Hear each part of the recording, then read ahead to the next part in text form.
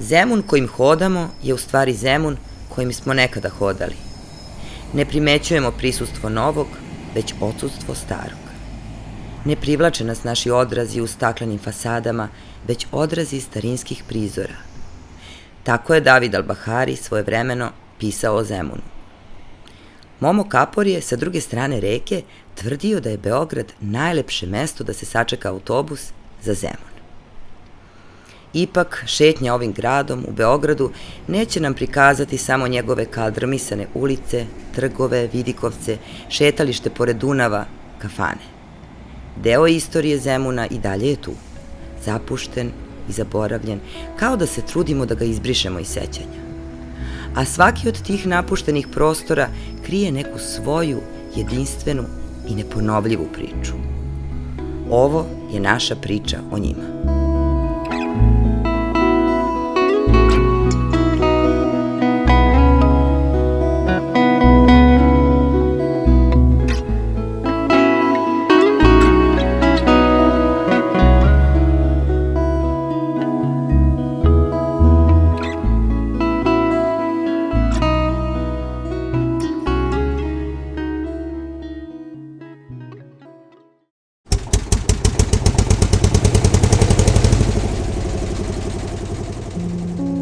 Fabriku Zmaj osnovali su u Zemunu 1927. godine inženjer Jovan Petrović i industrijalac Dragoljub Šterić pod nazivom Fabrika aeroplana i hidroaviona.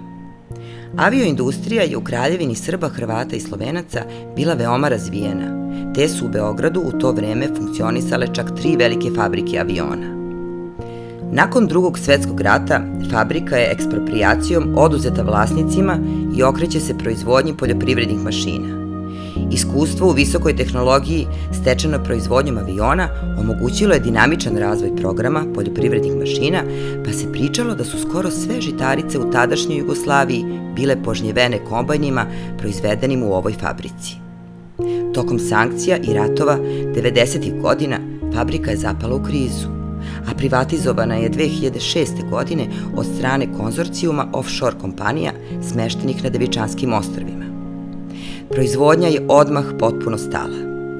Iako uslovi privatizacionog ugovora nisu ispunjeni, nije pokrenut postupak raskida ugovora. Danas se na delu fabričkih prostora nalaze 2 hipermarketa, a zgrade fabrike su u izuzetno lošem stanju. Iako mnogi građani Beograda i Zemuna, naročito oni mlađi, to i ne znaju, uspomena na nekadašnjeg giganta ostaće još dugo među ljudima, jer se ceo ovaj deo grada i danas naziva Zmaj.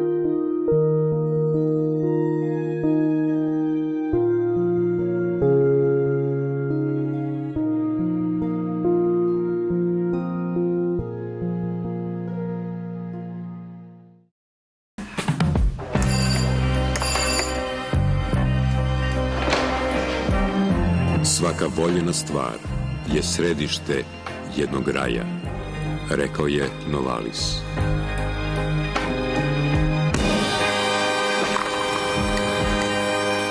Uz milion i ljubav i užitak će se udvostručiti, poručuje Navip. Istorijat razvoja industrije pića Navip je, nažalost, još jedan primer propadanja industrijskog giganta. Priča o Navipu potiče još iz 1848. godine, kada je u tadašnjoj Austrougarskoj, kojoj je Zemun pripadao, nemačka porodica Mozer osnovala vinariju i veleprodaju. Vinarija nije prekidala rad ni za vreme ratnih dešavanja. Vlasnici vinarije Mozer tokom rata napuštaju Srbiju i odlaze u Tursku, a nakon rata im je kao saradnicima okupatora oduzeta sva nepokretna imovina, uključujući i velelepnu vilu sagrađenu u okviru kompleksa. Nova vlast je vinariju preimenovala u Narodno vinarstvo i podrumarstvo Navip i u međuvremenu izgradila jednog od najvećih vinarskih giganata na Balkanu sa brojnim vinogradima i podrumima vina širom Srbije. U Navipovom podrumu, u Zemunu, nalazili su se rezervoari za vino kapaciteta nekoliko miliona litara, a kompozicije pune ovog pića su svake nedelje sopstvenom prugom polazile ka Evropi. Mozerova vila pretvorena je u upravnu zgradu fabrike i većinom očuvana u prvobitnom stanju. U glavnom proizvodnom pogonu u Zemunu izgrađeni su objekti koji i danas, iako su u lošem stanju, svedoče o veličini ove vinarije. Kao i mnoge druge uspešne firme, Navip je stradao kao kolateralna šteta tranzicije u Srbiji tako što je neuspešnom privatizacijom, nelegalnim i upitnim finansijskim aferama 2012. godine gurnut u stečajni postupak, a preduzeće je bankrotiralo 2015. godine. Sudbina zgrade Navip u Zemunu i dalje je neizvesna.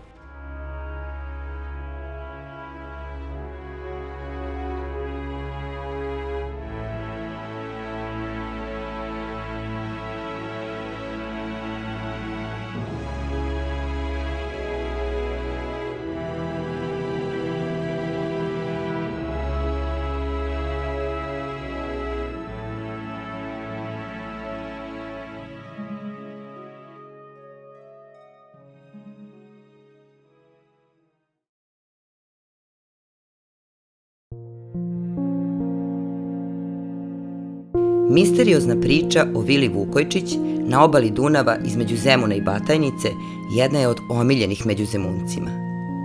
Vilu je podigao oko 1936. godine Miladin Vukojčić, predratni industrijalac i trgovac tekstilom i jedan od najbogatijih ljudi u Zemunu tog perioda. Iako je vilu podigao kao letnjikovac, veruje se da je u njoj obavljao i poslovne poduhvate, kako legalne, tako i nelegalne. Ispod objekta nalazi se kompleks podzemnih prostorija od kojih su neki prirodni lagumi, a neki kasnije prokopani, a kako je deo prolaza neprohodan, kompleks podzemnih prostorija nije u potpunosti poznat ni danas. S obzirom da je industrijalac Vukojčić poslovao i tokom nemačke okupacije, ubrzo nakon oslobođenja naređeno je njegovo hapšenje zbog navodne saradnje sa okupacionim vlastima. Kako navodi Zoran Lj. Nikolić u svojoj knjizi Beograd ispod Beograda, Vukojčić je oficire koji su došli da ga uhapse zamolio da mu dozvole da se presvuče i otišao u kuću. Nakon nekog vremena, oficiri su zatekli praznu kuću i utvrdili da je kroz kompleks tunela vlasnik vile uspeo da se probije do Dunavske obale, gde se ukrcao na čamac i pobegao. Zna se da je uspeo da stigne do Brazila, odakle je svake godine slao novogodišnju čestitku onom ko živi u njegovoj kući. Nakon njegovog bega, vilu je koristila zloglasna Ozna, da bi kasnije u njoj bio otvoren restoran. Danas je u privatnom vlasništvu.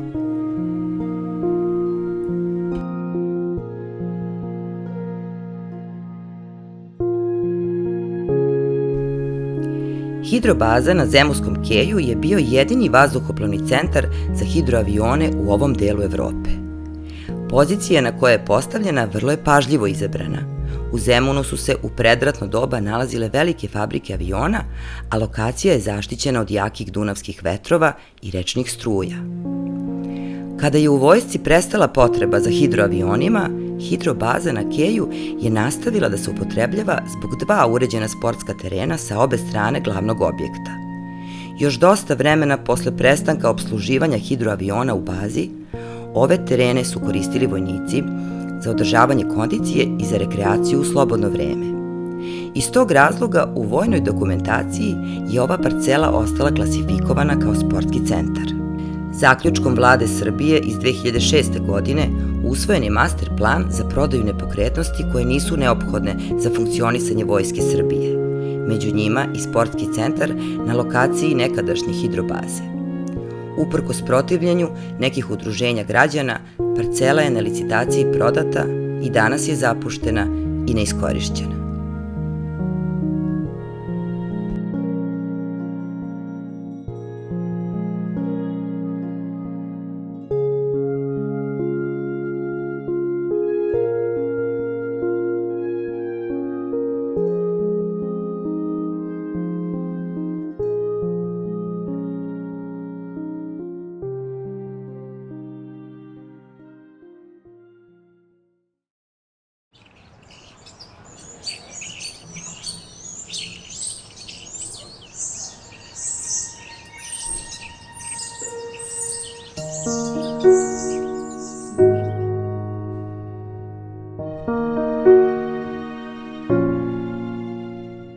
Veliko ratno ostrvo je rečno ostrvo u Beogradu koje se nalazi na ušću Save u Dunav. Prema administrativnoj podeli pripada gradu Beogradu, a nalazi se na teritoriji gradske opštine Zemun. Najveći deo ostrva prekriven je šumom, a za razliku od ornitofaune i flore, na prostoru Velikog ratnog ostrva nema mnogo vrsta sisara zbog izolovanosti i čestog plavljenja. Od sisara čest posetilac ostrva je i čovek, ali uglavnom na uzvodnom špicu ostrva na kojem se nalazi čuvena peščana plaža Lido, koju Zemunci koriste već decenijama. Veliko ratno ostrvo je 2005. godine uvršteno u spisak prirodnih dobara Srbije i njime upravlja Zelenilo Beograd. I pored odluke da se netaknuta priroda sačuva, u javnosti se povremeno pojavljuju spekulacije o potencijalnim planovima investitora za promenu namene. 2003. godine na Velikom ratnom ostrvu održan je muzički festival uprkos protivljenju brojnih organizacija i društava za zaštitu ptica. Predstavnica kompanije koja je organizovala festival izjavila je tada da je namera da se ostrvo uzme u zakup na 10 godina. U martu 2016. godine tadašnje gradske vlasti najavile su da je jedna od potencijalnih lokacija za premeštanje Savskog mosta potez od Zemuna do Velikog ratnog ostrva. U julu 2018. godine najavljeno je održavanje još jednog muzičkog festivala na ostrvu, koji je nakon intervencije Ministarstva poljoprivrede i zaštite životne sredine otkazan. Danas Veliko ratno ostrvo i dalje je oaza biljaka i životinja koju leti kad se postavi pontonski most posećuju građani zadivljeni tako netaknutom prirodom na samo nekoliko minuta hoda od čuvenih zemunskih solitera. Nažalost, baš ta blizina centra Beograda i ušća Save u Dunav Veliko ratno ostrvo čini metom investitora i biznismena koji u njemu ne vide samo prirodne lepote i bogatstvo biljnog i životinjskog sveta, već potencijalni profit i napori potrebni za očuvanje ovog rečnog bisera sve su veći.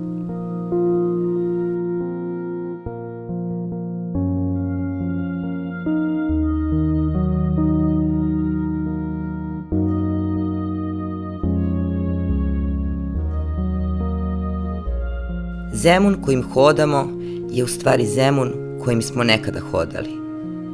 Ne primećujemo prisustvo novog, već odsustvo starog. Ne privlače nas naši odrazi u staklenim fasadama, već odrazi starinskih prizora. Svaki kutak Zemuna ima svoje parče istorije i nastavljajući šetnju sigurno bismo pronašli još mnogo napuštenih prostora. Nemoguće ih je sve pomenuti, ali ih ne smemo zaboraviti.